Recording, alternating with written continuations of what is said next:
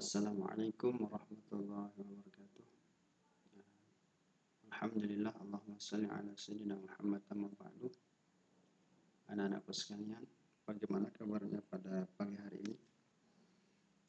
Mudah-mudahan kita semua tetap diberikan kesehatan, keafiatan oleh Allah Subhanahu wa taala sehingga terus kita menjalankan tugas-tugas kita, yaitu thalabul ilmi.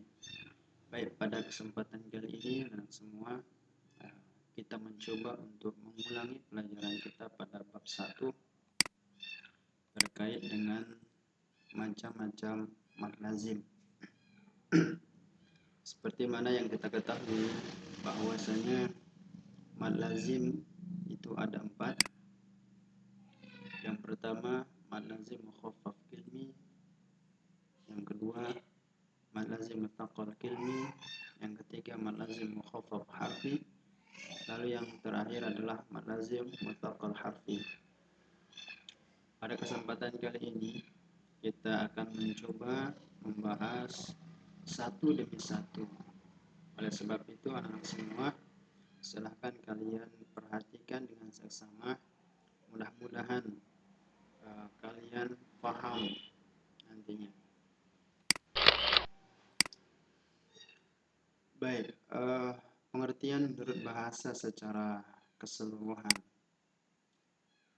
Mad artinya panjang, mukhaffaf artinya ringan, lazim artinya pasti, mustaqal artinya berat, ilmi artinya kalimat, lalu yang terakhir adalah harfi artinya huruf. Kalian perhatikan dengan seksama pengertian menurut bahasa secara keseluruhan.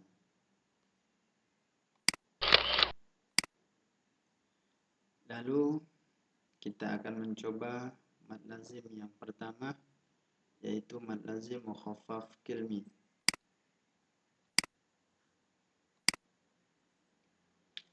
Pengertian menurut istilah mad lazim mukhaffaf kilmi adalah apabila ada huruf mad bertemu dengan sukun asli dalam satu kalimat. Seperti inilah contohnya yang berwarna merah. Coba kalian perhatikan dengan seksama yang berwarna merah. Lalu bagaimana atau berapa panjangnya kita baca? Oke, mad lazim mukhaffaf kilmi itu dibaca panjang 3 alif atau 6 harokat. Contohnya di dalam Al-Quran itu terdapat di surah Yunus ayat 51 dan 91. Anak-anakku semua, hal yang terpenting adalah ketika kita membaca mad lazim mukhaffaf kilmi, itu dipanjangkan dulu huruf madnya sebanyak 6 harokat, baru kemudian dibaca huruf lamnya. Contoh, Bismillahirrahmanirrahim. Al-ana. Kita baca madnya 6 harokat, baru ke huruf lamnya. Pak Guru ulang, perhatikan baik-baik. Bismillahirrahmanirrahim. Al-ana. Sekali lagi. Al-ana.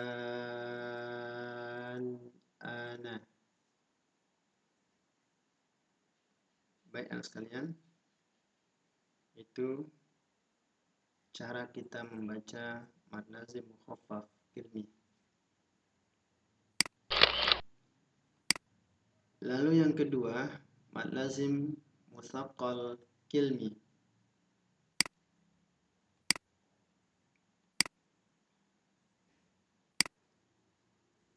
Pengertian menurut istilah mad lazim muthaqqal kilmi adalah apabila huruf mad bertemu dengan huruf yang bertasydid dalam satu kalimat.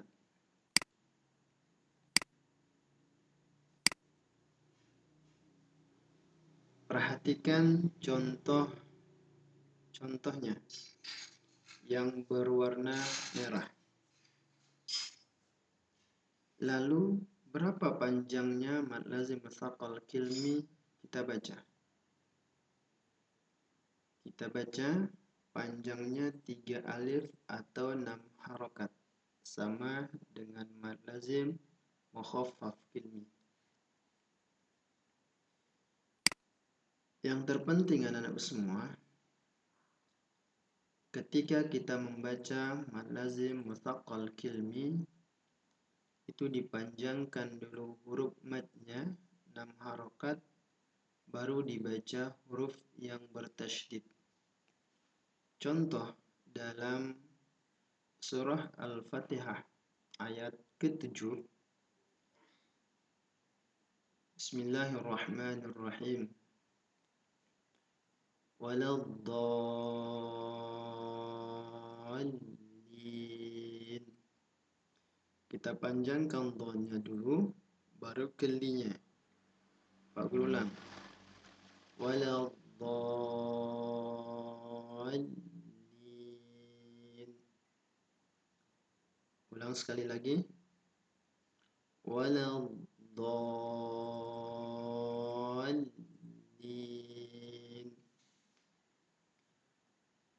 Baik anak sekalian, ketika kita membaca mad lazim mutsaqal kilmi, jangan sekali-kali kita mempercepat bacaan kita di huruf yang bertasydid. Kita harus tahan dia sebentar, baru kita lanjut bacaan. Seperti di sini, lihat huruf lam yang bertasydid. Huruf li. Aku contohkan satu kali lagi. Bismillahirrahmanirrahim. Waladdallin.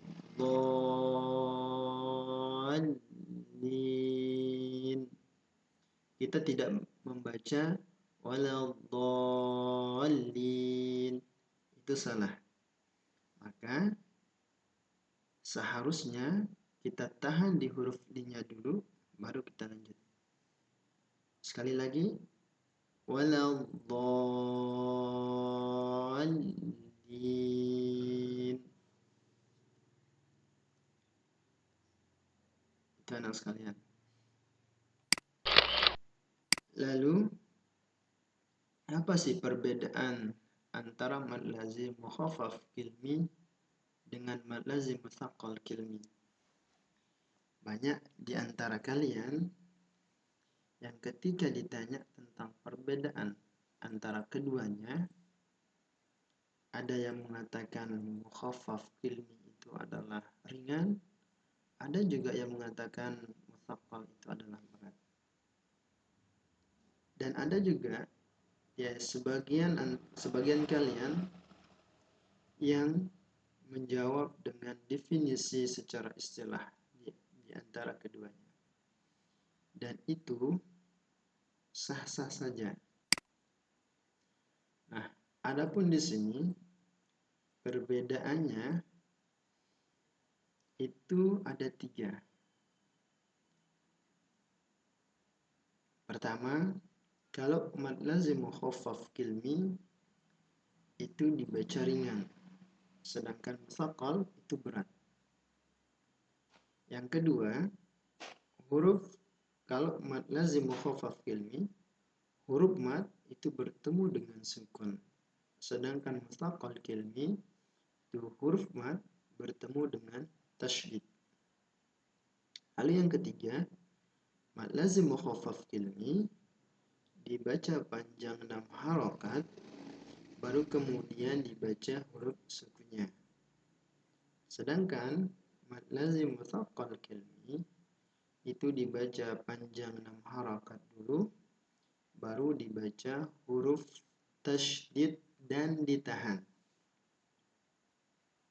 Itulah perbedaan antara mad lazim mukhaffaf kilmi dan mad lazim mutsaqqal kilmi.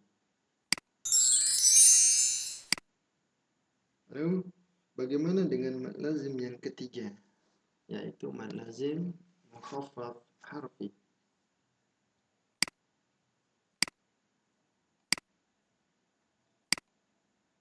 Pengertian menurut istilah mad lazim mukhaffaf harfi adalah huruf mad bertemu sukun dalam huruf. Ini mad lazim yang ketiga ini kita membahas ayat-ayat Al-Quran di awal surah atau Fatahis Suwar. Fatahis Suwar itu pembuka surah. Sekali lagi, Fatahis Suwar itu artinya pembuka surah.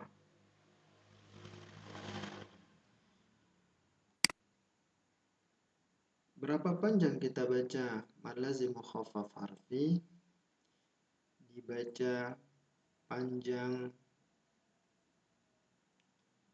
1 alif atau 6 atau 2 harokat. Nah, yang terpenting dari mad lazim mukhaffaf harfi anak-anakku semua itu adalah hurufnya. Kalian harus hafal benar huruf dari mad lazim mukhaffaf harfi. Adapun hurufnya itu ada 5. Pertama, ha, kedua, ya, ketiga, po, lalu keempat, ha, dan yang terakhir, ro. Biasanya di beberapa buku tajwid itu disingkat dengan hayyun tahurun. Hayyun tahurun. Contohnya di dalam Al-Quran banyak sekali. Kalian perhatikan baik-baik huruf yang berwarna merah.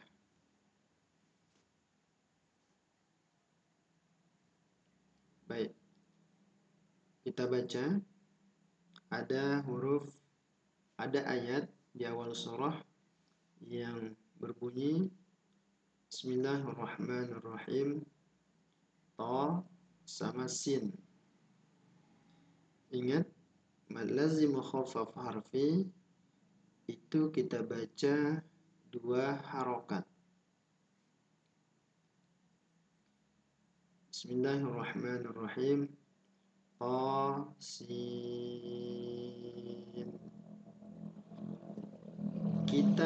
Cara kita membacanya, kita baca seperti mad tabi'i.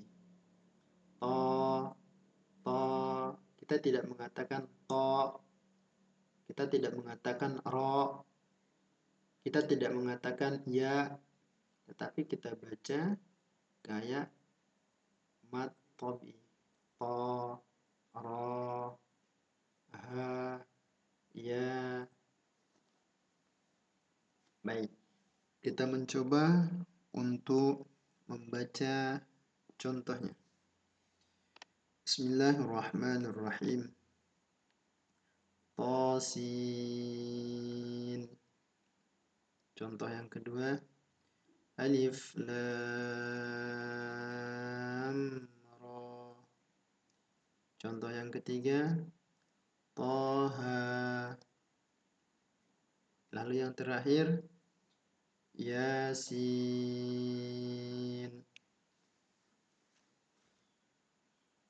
Baik anak sekalian, kalau sudah paham, kita beranjak kepada mad lazim yang keempat. Mad lazim mutsaqqal harfi.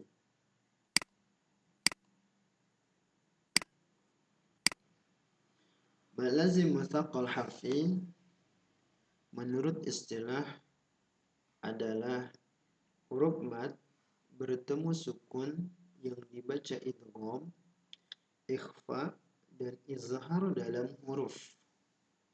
Kalian pasti bingung tentang ini. Tapi nanti kita lihat di contohnya. Lantas bagaimana cara kita membacanya? Kita baca panjang 3 alif atau 6 harokat.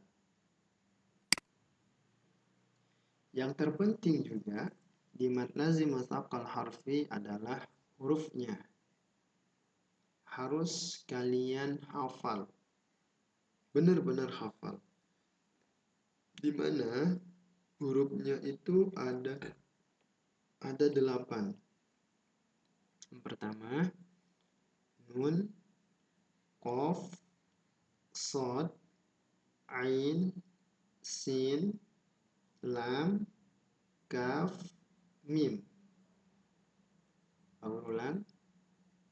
Ada huruf nun, qaf, shad, ain, sin, lam, kaf, mim.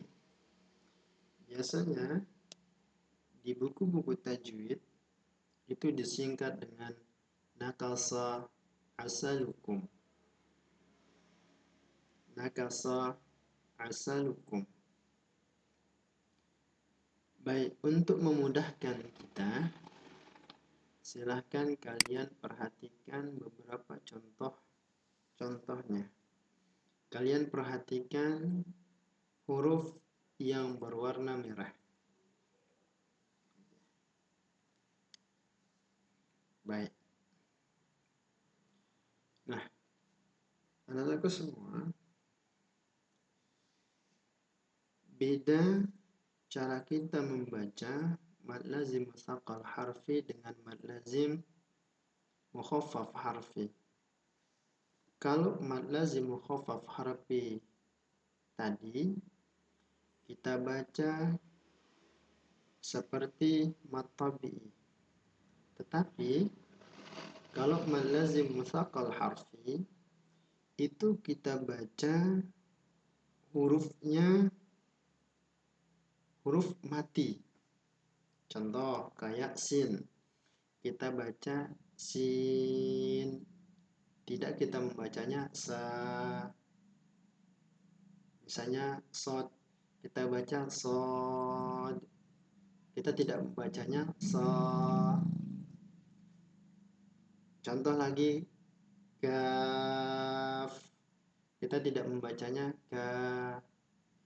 Kita baca mad lazim mutsaqal harfi ini dengan huruf yang mati. Adapun nanti huruf-hurufnya itu dibagi menjadi 3. Ada yang kita baca secara idgham, ada juga cara kita baca secara ikhfa, ada juga yang terakhir kita membacanya secara izhar. Perhatikan contoh-contohnya. Kita coba untuk membaca contohnya. Bismillahirrahmanirrahim. Tasin.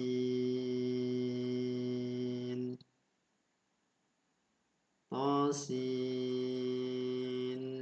mim. Alif lam mim sad. Contoh yang terakhir. Kaf ha ya ain sad. Nah, dari keempat contoh itu ada 3 cara kita bacanya. Ada yang diidghamkan, ada yang diikhfakan, dan ada yang diizharkan. Lalu huruf yang mana kita idghamkan, kita ikhfakan, dan kita izharkan. Oke. Yang terpenting. Ini adalah yang penting. Huruf mim itu diidghamkan atau dimasukkan. Contoh. Alif lam mim. kita masukkan, kita idghamkan.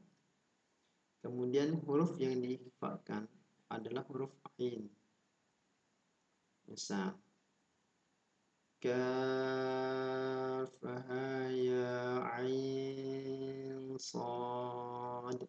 Kita tidak mengatakan kaf ha ya ain. Kita tidak mengatakan ain, tapi ada ikhfa samar-samar. Ain sad. Pagrulan huruf ain itu kita samarkan, kita ikhfakan.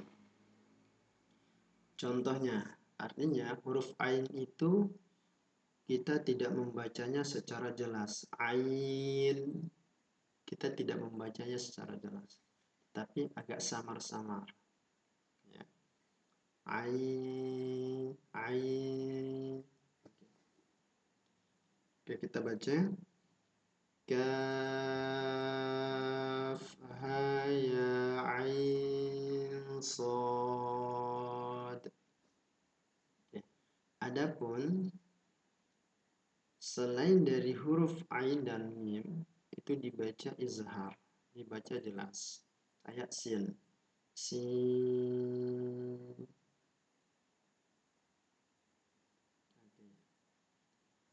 Baik anak sekalian, itulah pembahasan kita pada bab 1 tentang mad lazim.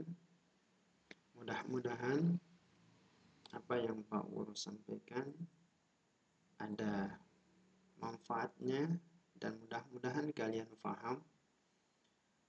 Ini adalah pembahasan dasar,